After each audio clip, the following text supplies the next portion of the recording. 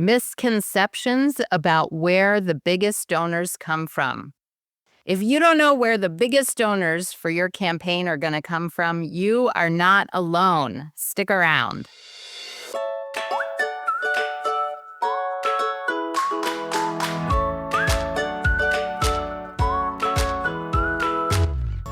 Welcome to All About Capital Campaigns, a podcast that provides fuel for your nonprofit's growth. Each week, Amy Eisenstein and Andrea Kihlstedt, co-founders of Capital Campaign Pro, provide practical tips about raising more money for your nonprofit organization. Here are your hosts, Amy and Andrea.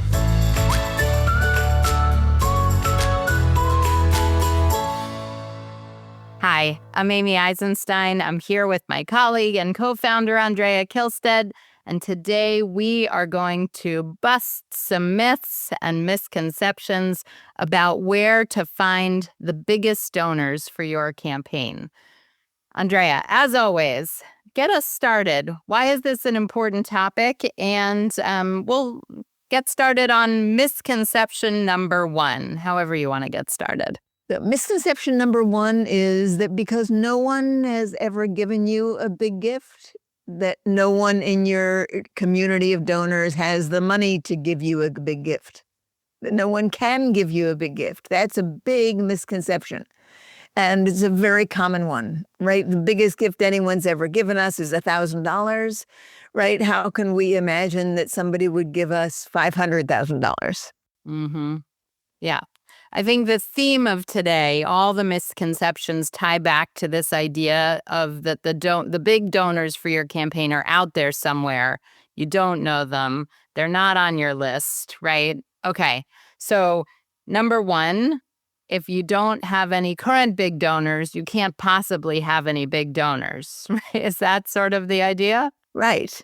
Yeah. And that's a slightly different idea from the fact that the big donors are, out there, not in here, right? They're related, but it's slightly different. Because one is looking at, let's take a good look at the people who are your donors, the people who feel strongly enough about your organization to give annually. Even if they're just giving $50 or $100 a year, doesn't mean that some of them don't have the capacity to give you really big gifts. So the first place to begin always when looking at okay, who are those top 20 donors is right under your nose, right in the people, among the people who already give to you, who are already committed to you. And some of them may have resources you had no idea about. Some of them may have family resources that you had no idea. Not everyone who has significant amounts of money likes to flaunt that. Not everyone likes people to know that they have money. There are a fair number of people who have money who are just as happy if you don't know. So get rid of this idea that just because people don't give you big gifts, it means that they don't have the money to give you big gifts. That's just simply likely to be wrong. Right. So that they can't or that they won't. Right. Right. So we hear this all the time as campaign consultants, right? We don't have any donors over $1,000 or over $5,000. So how could we possibly have any $500,000 donors or even $100,000 donors? It is hard to imagine someone who's been giving you $1,000 or $5,000 giving you $100,000. But the reality is that mostly we do find those big donors among your donor base, and they haven't given more, one, because you've never had a big enough idea or a big, exciting project before, and two, of course, you haven't asked them for that. You haven't cultivated those levels of gifts. And the reality is that for most big campaigns of any size, you need to find 20 to 30 donors that are going to give transformational gifts. You're not looking for hundreds or thousands of donors at that level. You're looking for a handful of really important donors. So myth number one is that you don't have any donors on your list that can give big transformational gifts. It's simply 99% of the time simply isn't true. Yes. Now, let's look at the other side that you brought up a little bit ago, Amy, which is that there are donors out there who don't know anything about you, who are likely to give those big gifts. That's the other side of that issue, Mm-hmm. right? That somehow there are very rich people who are interested in your topic and interested in you. They just haven't found you yet, or you haven't found them yet. So you need to be looking around for people who are really rich. Yeah. I mean, either in your community or people like Mackenzie Scott or Bill Gates are going to swoop in and save your campaign. I mean, there's all sorts of myths going around that the big donors are somehow out there. If only Oprah knew about you, it would save your campaign. And it just is unlikely. Mackenzie Scott is not likely to swoop in and save your campaign. So there's this notion among your board members, among your leadership team, that these big donors are out there somewhere and you just need to find them and connect with them. It's very hard to do. Now, of course, going through a campaign process, you will identify and recruit and cultivate some new donors. But that's not the first part of the process, and it's not likely to happen quickly or fast, and it's not going to be the majority of your big donors. So while you may, going through a campaign process may identify, attract, recruit, cultivate some new donors, likely in your community who are already connected to your board members and your major donors, it's not the place to start. And I think that's a big misconception and mistake that not lots of nonprofit leaders make. For a long time, I thought that in every campaign there was sort of a surprise gift, a magical gift. And in many campaigns, there is a gift like that, maybe two gifts like that. But it's not the bulk of what happens. And whether you actually identify some people who were these surprising, major donors or not, has everything to do with how well you are communicating with the people who already know and love you. Because those are the people who are likely to lead you to anybody else who's going to give you a big gift. So you have to focus well on the people who are right in your radar, right?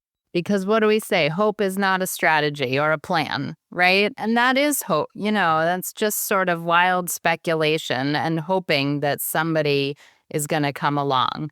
And you need 20 of those somebodies. So maybe you'll get, 2 or 3 of those sort of outlier gifts, but the bulk of them will be from people and people who are already involved and connected.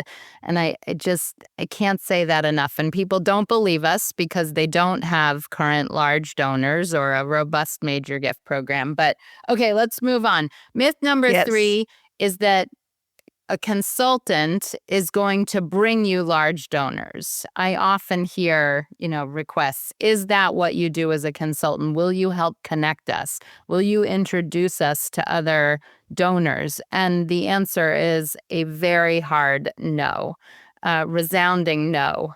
So what do you think of that concept, Andrea? Well, I like to sort of laugh about it a little. So here's why I laugh about it. Because, let's imagine, Amy, that you're a consultant in a local community and, you've been active in your community and you know a lot of people, some of whom have a lot of wealth.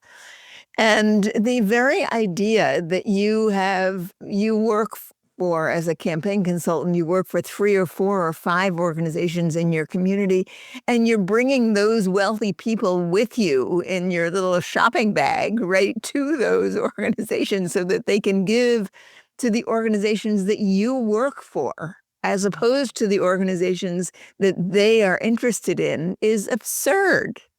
Right. And It's after I do that ridiculous. 2 or 3 times, do you think they're going to answer my calls anymore anyways? Right. I mean, it's just crazy. Yes. So, the relationship is not between the consultant and the donor. The relationship is between the organization and the donor.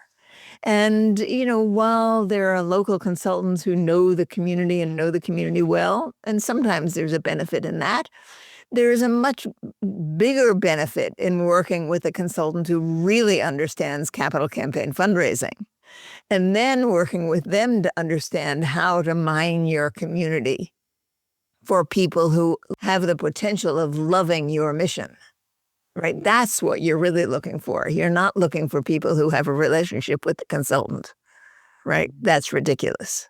Right. Good consultants will help you figure out who on your board are connected to philanthropists in the community. Where are the existing relationships? Who might have a connection, and how to research what potential donors love and are interested in, both those that already give to you and that are sort of one step removed. I mean, the thing that drives me nuts about that is that sometimes we hear this a lot, actually, is that organizations often hire consultants because of that, because of the relationships that they have in the community. And the consultants that they end up hiring may have been involved in one or two campaigns, but they certainly aren't campaign experts. Right. And it makes me so sad because there's a ton to know about capital campaigns. And the only way to know it is to work on multiple campaigns, is to have a ton of experience in this field. So when you have an opportunity to hire a consultant who is really experienced, with deep experience on one side, and a consultant with limited experience who knows your community, there's no question in my mind that the deep experience is what you need, right? Yeah. You have access to your community. It's a pet peeve of ours, right? I mean, we hear from time to time that somebody's hired, some local consultant in their community who really has almost no campaign experience. It's totally shocking. Well, they've been in the community a long time. They worked at 2 nonprofits, and it just sort of blows our minds that's who they picked. Yeah, or they worked for the hospital foundation while the hospital was doing a big multi-million-dollar campaign. Well, that doesn't qualify someone to be a campaign consultant. It really doesn't. All right, so let's tell a quick story. I mean, the best there are countless stories that I can think of how this idea of finding donors within your donor base work. So yeah, here's a good story. Some time ago, we worked for an organization that by the end of their campaign was incredibly successful in raising some real significant gifts. And among those significant gifts came a major gift from a family in the community who was never known for having money, right? These were people who were artists, actually. And of all the people in the community, you wouldn't think of them as having money. But it turned out after the fact that their family, their extended family, had owned a business, and the family had sold the business, and all the family members had come into a windfall just about the time this campaign was going on.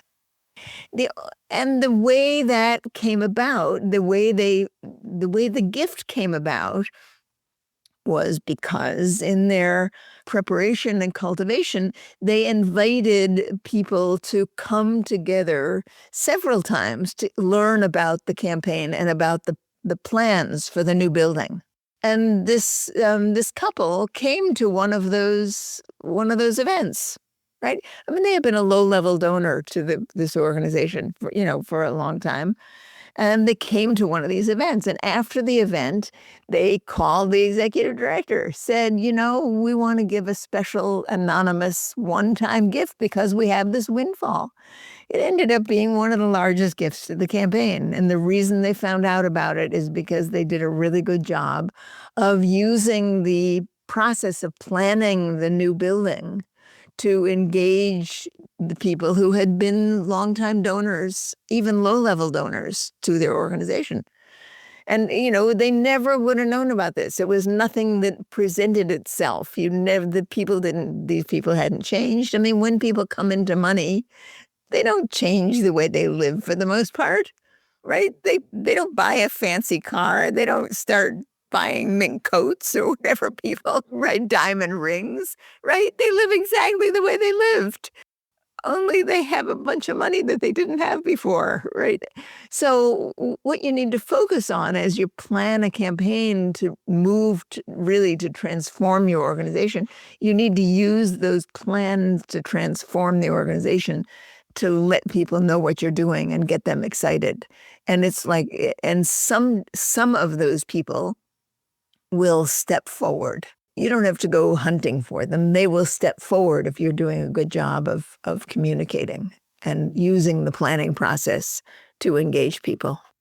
Excellent. All right. So 3 myths. 1, that people in your database, your current donors, don't have the capacity or won't give to your organization, but mostly it's don't have the capacity. So that's simply not true. Number 2 is that the big donors are just going to be out there somewhere. I guess they're related. They're connected, those ideas.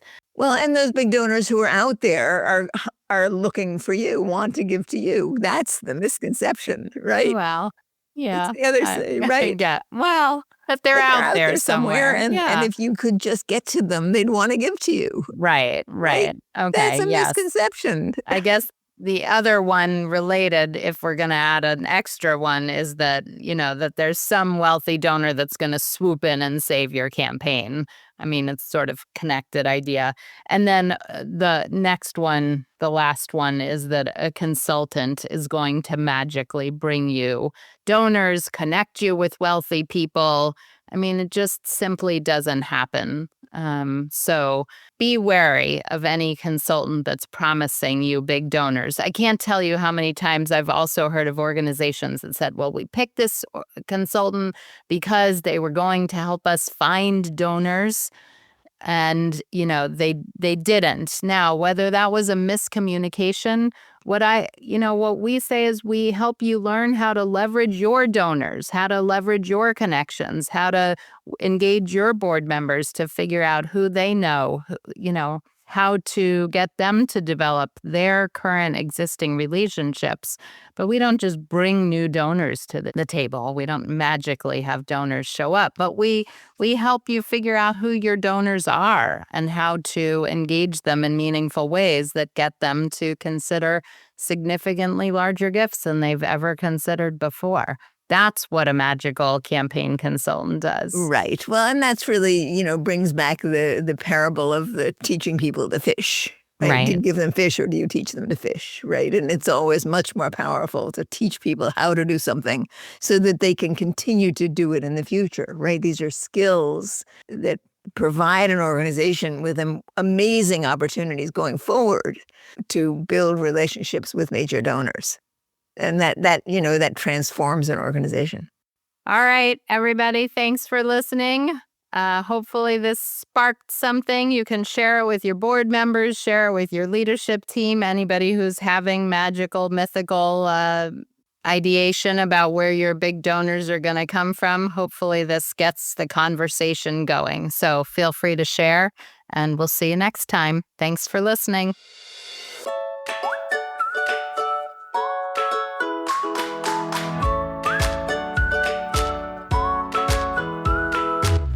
Thanks for joining Amy and Andrea for today's All About Capital Campaigns. To learn more about them and their work with organizations like yours, visit capitalcampaignpro.com, where you'll find all the help you'll need for your campaign. And please subscribe, then rate and review us on your favorite podcasting platform. Thank you.